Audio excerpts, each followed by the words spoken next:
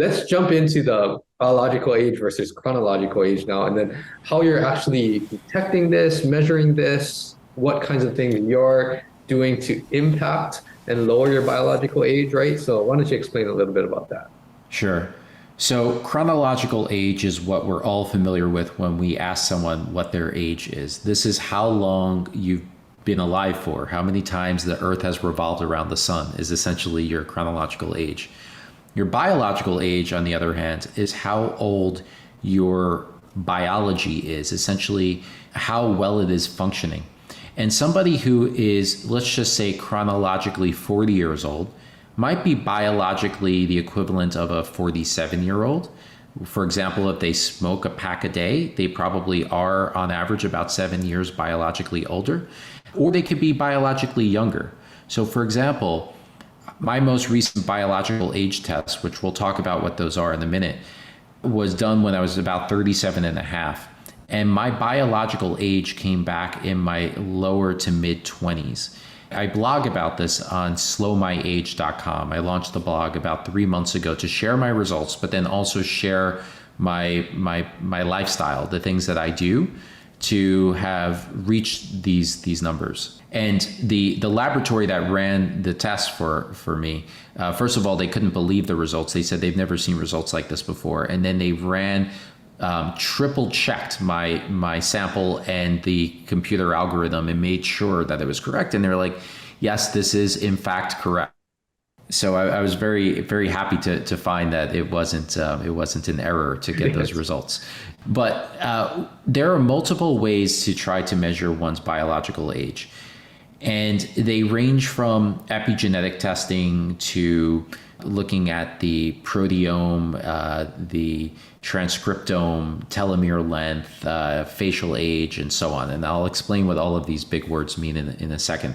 But what's the value of it? The value of it is your biological age is essentially, on the grim side of things, it's essentially your likelihood of mortality, right? So every year that you get older, the chances that you pass away go up. It makes sense. A 15-year-old is much less likely to die from a disease than a 90-year-old, right? By many orders of magnitude.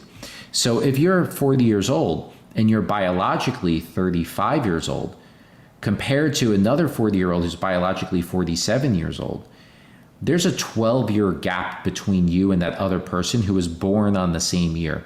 And that 12-year gap can mean, I don't know the exact mortality table numbers in my head, but realistically, you might have 300%, or that person might have a 300% higher chance of mortality than you, 3 times higher chance of dying this year than you do, right? In addition, it's also just how young your system biology is. So your cellular fitness, your ability to do things that young people are able to do. That's, to be athletic, to stay up late, to have a good memory, to, get deep restorative sleep, even what you look like in the mirror. So one of the longevity tests out there, it's in our perspective, the most reliable, powerful biological age test that exists right now. It's called the Dunedin Pace Clock, which I'll also talk about soon. One of the things that they've created, these researchers, was they took the 45-year-olds, all chronologically 45. Then they took the 10 youngest biologically aged, 10 oldest, and the 10 average, closest to the mean. And they merged with the computer software, they merged the faces of these people. And then you see female and male, and you see the biologically youngest, and then you look at them next to the biologically oldest, and they clearly look like more than a decade apart in terms of their age when they, again, were born in the same year. So that just goes to show that it manifests not only internally in what we're capable of and in terms of our likelihood to get a disease of aging like cancer, Alzheimer's, osteoporosis, whatever, but also what you look like, which a lot of people are concerned about. So the different tests. Epigenetic testing is, many would argue, the most powerful way to measure biological age.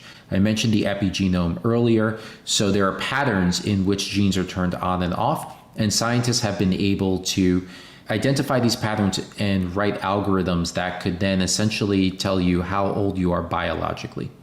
The first generation of these clocks were tuned to chronological age. That was their endpoint that they wanted to get as close to as possible.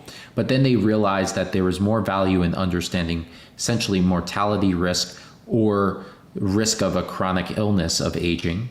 And therefore, the second and third generation clocks now are correlated or based on your chances of a disease and death. Now, the Dunedin pace clock that I mentioned before, this one's a little bit different. It doesn't tell you your biological age. It tells you your biological rate of aging at this point in time, which we believe is more important because your past is your past. What's most important is what you're doing right now with your lifestyle. And is this accelerating your aging or decelerating your aging? And so one would be equal to one chronological year. And so that means biologically you're aging at the same rate. But you want that to be as low as possible.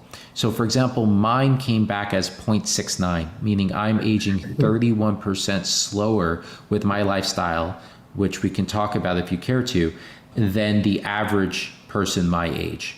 So that's the goal that we set for our customers, is you want to try to reduce your biological rate of aging as much as possible. Now, beyond epigenetic tests, there are other omic data sets. So epigenome is one of them, right? But then after your epigenome is your transcriptome. So this is the RNA that is the messenger, so you have your DNA and then the RNA is like the messenger to then lead to protein production. And so there are ways to analyze your transcriptome to then calculate biological age. There's your proteome, which is the next step. It's the actual proteins that the RNA is producing, right? There's the metabolome. This is basically all of the molecules within our body, from the fats to even things that you're like artificial chemicals that you're ingesting, like microplastics and so on. All of this stuff is in your metabolome. And there are ways to look at specific molecules in your metabolome to then calculate biological age. There's a whole list of many different ways to measure the biological age. The question that we're most concerned with is, what is the most accurate one that's also affordable and in peer-reviewed journals and so on. And so just last week, we released for the first time what's known as NOVOS Age. It's a biological age kit, which includes the Dunedin pace clock, which was produced by Columbia University and Duke University researchers, and a biological age clock, which will tell you what your biological age is, and then a telomere length report, which will tell you how long your telomeres are and what percentile you're in for your chronological age. We made a point not to show a biological age associated with it because, as I mentioned before, it's not that accurate, but to make sure that your telomeres are not getting too short, it's a valuable data point for you to know when you're monitoring your aging.